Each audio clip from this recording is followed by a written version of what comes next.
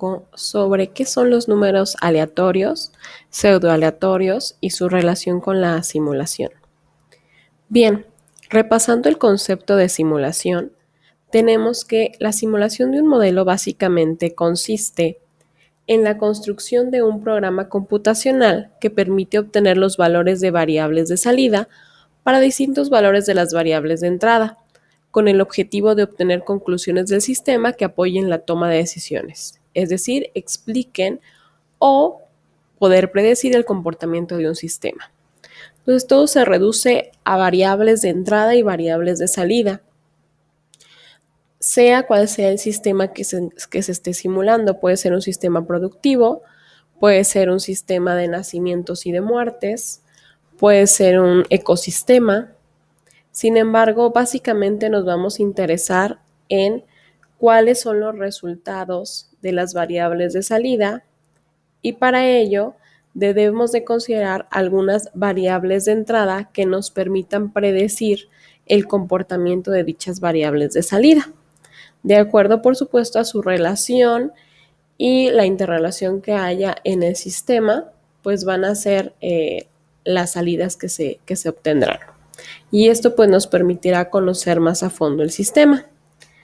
Bueno, para poder determinar estas variables de entrada, entonces necesitamos considerar que exista una fuente de números aleatorios. Estos serían los requerimientos que se deben de considerar para un proyecto de simulación.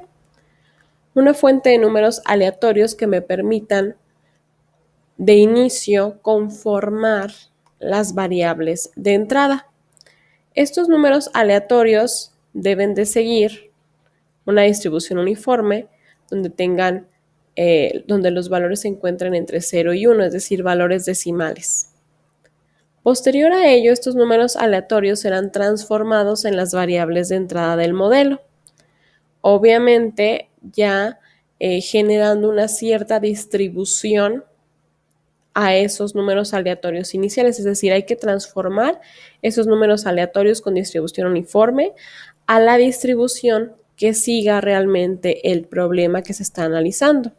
Puede ser una distribución normal, puede ser una distribución exponencial o cualquier tipo de distribución que ya previamente se haya identificado que el proyecto, el sistema que se va a simular presenta. E incluso, pues por supuesto, puede haber diferentes tipos de distribuciones en diferentes pasos o etapas del sistema de simulación.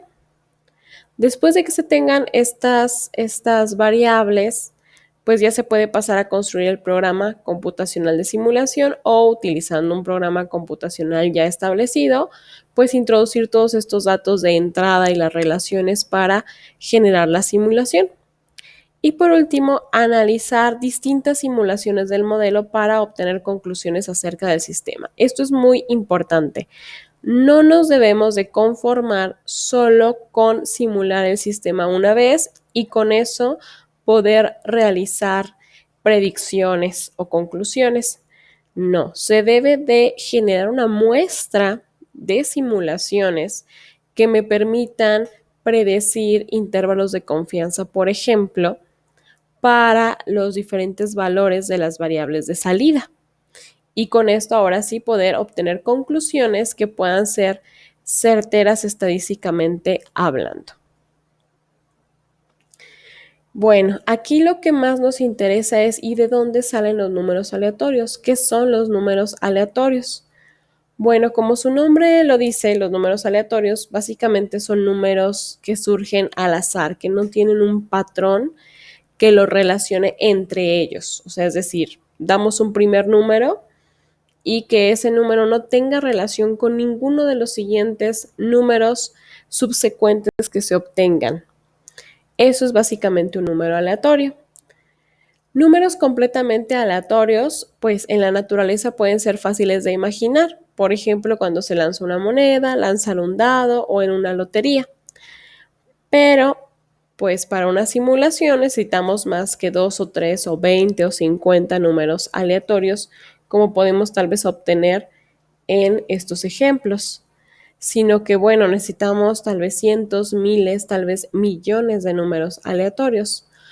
Por lo que estos números ya para ser empleados en algunas experimentaciones, normalmente se deben de basar en alguna fuente de aleatoriedad física, algo que permita ese azar, esa no relación e independencia entre los datos. Esta aleatoriedad física, pues, se debe de tener como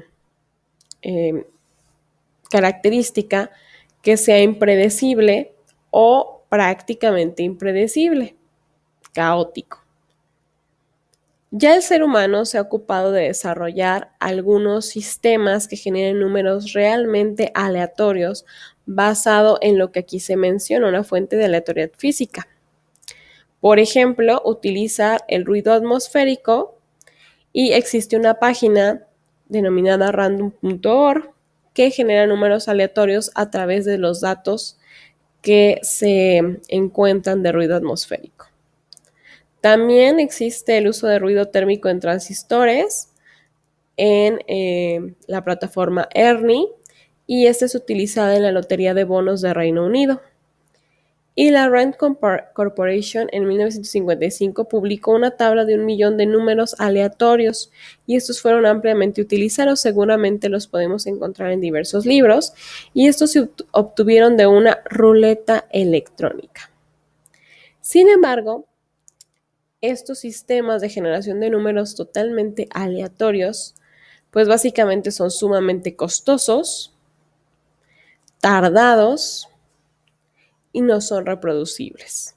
¿Se imaginan cuánto tardaron en hacer la tabla del millón de datos? ¿Sí?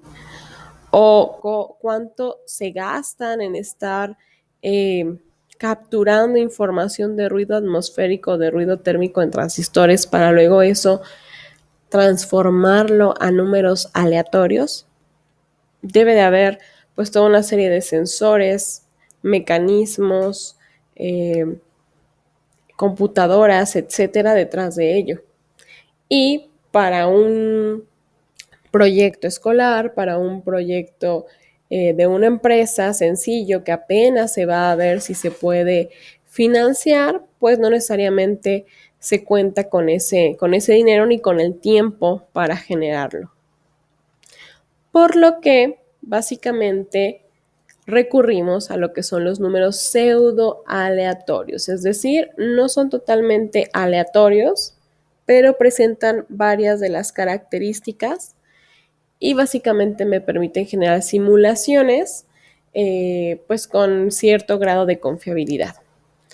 Por lo que para poder realizar una simulación que incluya variabilidad dentro de sus eventos, es preciso generar una serie de números que sean aleatorios por sí mismos y que su aleatoriedad se extrapole al modelo de simulación que se está construyendo.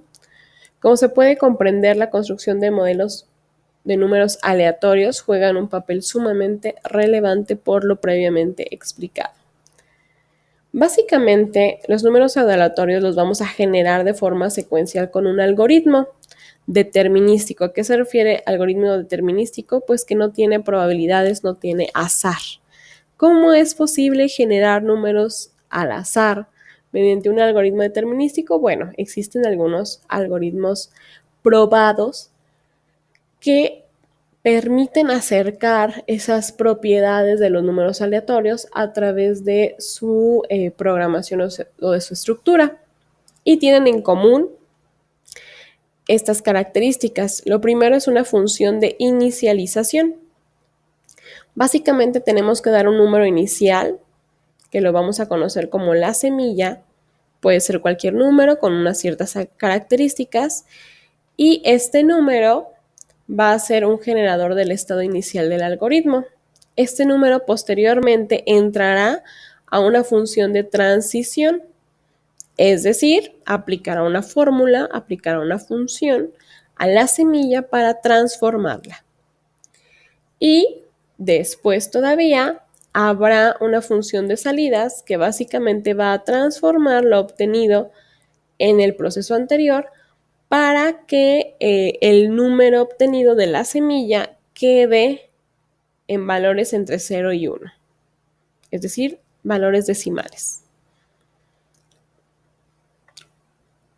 Una sucesión de bits, que es lo que nos están indicando aquí, se obtiene definiendo la semilla y llamando repetidamente la función de transición y la de salidas, por lo que esto se repite varias ocasiones. Obviamente, cambiando el valor introductorio, la semilla, a partir de las salidas que se obtengan o de la función de transición. Básicamente, entonces, una sucesión de números pseudoaleatorios está completamente determinada por la semilla, que es lo que se indica de inicio. Por lo que vamos a buscar que una secuencia de números pseudoaleatorios no muestre ningún patrón o regularidad, sino haya una relación, al menos aparente desde un punto de vista estadístico, por lo que es posible aplicar pruebas estadísticas para verificar esa falta de relación o de regularidad entre los datos. Dada una semilla inicial, se pueden generar muchos valores antes de repetir el ciclo. Entonces, dependiendo esto, por supuesto, de algunos otros parámetros que se definan. Y, por lo tanto, construir un buen algoritmo de números pseudoaleatorios suele ser muy complicado. Bueno, ¿de qué manera entonces generamos números pseudoaleatorios? Pues como les comentaba, a través de algoritmos. Ahora solamente pensemos en cuántos datos se pueden o se necesitan simular o generar para poder recurrir a una simulación de algo real. Bueno, como decíamos entonces, para realizar una simulación cualquiera se van a requerir los números aleatorios, esto siempre en un intervalo de valores que va del 0 al 1, a los cuales haremos referencia como R subíndice JT, es decir, una secuencia RJ donde haya R1, R2, etcétera, hasta Rn valores, ¿sí? ¿Qué va a contener n números? Todos ellos diferentes. N sería el ciclo de vida del generador, que obviamente van a ser números que no se repiten entre sí. Por ejemplo, para ver la importancia, si se quiere simular el tiempo de atención a clientes en un banco que tiene 5 cajeros en paralelo y cada uno de los cuales atiende aproximadamente a 50 clientes diarios, para simular el tiempo de atención se puede requerir un generador de variable aleatoria, por ejemplo, t igual a 5 más 2r. Es decir, nosotros generamos los números pseudoaleatorios que van a ser valores entre 0 y 1 mediante lo comentado a través de estas funciones y posteriormente todavía vamos a utilizar una función de distribución final donde el número pseudoaleatorio se ha transformado a algo relacionado con el estado del sistema real. Entonces, por ejemplo, si se simula el tiempo de atención de manera aislada, es decir, sin considerar los tiempos transcurridos desde la llegada de estos, sino solamente los tiempos de servicio, para empezar, al tener 5 cajeros, por los 50 tiempos que vamos a generar, en realidad ocupamos 250 números pseudoaleatorios para simular un solo día. Si quisiéramos simular 5 días, lo que sería como una semana laboral, necesitaríamos 1250 números pseudoaleatorios. Ahora bien, si consideramos el tiempo desde la llegada de los clientes, entonces precisaríamos otros 250 para simular el tiempo transcurrido desde la llegada del banco de los 250 clientes por día, porque recordemos que en los sistemas de teoría de filas tenemos lo que es la parte de tasa de entradas y tasa de servicio. Esos que estábamos indicando aquí corresponderían a los de servicio, pero no estamos tomando en cuenta los de entrada que también afectan. Por lo que en ese caso realmente ocuparíamos para simular un día 500 números pseudoaleatorios y 2500 números pseudoaleatorios para simular la operación del banco durante 5 días. Eso sería la simulación de una semana. Pero ahora, entonces, si queremos 2 réplicas, necesitaríamos 5000 números aleatorios. ¿Cuántos entonces serían necesarios para simular la operación del banco durante un año? Un año. Acá estamos hablando de una semana. Ahora hablamos de un año y luego ese año replicarlo 9 veces para poder tener datos reales sobre el comportamiento del sistema durante un año completo y que nos permita realizar predicciones mediante intervalos de confianza donde tengamos bien establecida una confiabilidad. ¿O cuántos números en ese caso se requerirían para simular un sistema productivo durante un año? Y aquí ya no hablamos solamente de tiempos de entrada, sino todos los tiempos que vinculan una línea de producción. Tiempos de llegada de la materia prima, tiempos de espera de los operadores, tiempos de las máquinas, tiempos de traslado entre máquinas, por ejemplo, o entre almacén y el inicio del proceso. Y cada línea de producción tiene varias estaciones, por lo que involucramos más números aleatorios en cada una, y cada estación podría tener uno o más procesos donde cada uno al menos involucra un tipo de distribución y por tanto una serie de números aleatorios. Por lo que fácilmente podemos analizar que se requieren millones y millones de números aleatorios para poder simular un sistema real. Ahora, es muy importante que para que realmente consideremos que los números pseudoaleatorios lo son, deben de seguir algunas propiedades, como son, para empezar, que sigan una distribución uniforme continua, donde básicamente tenemos aquí la función de distribución y por tanto esta tenga su media, su mediana, su moda y su varianza con estas fórmulas que se pueden calcular. Ahora también necesitamos que haya, por tanto, uniformidad, que es lo que acabamos de comentar, básicamente que siga una distribución uniforme, pero también necesitamos que tengan independencia estos datos. Bien, por este video sería todo. Gracias.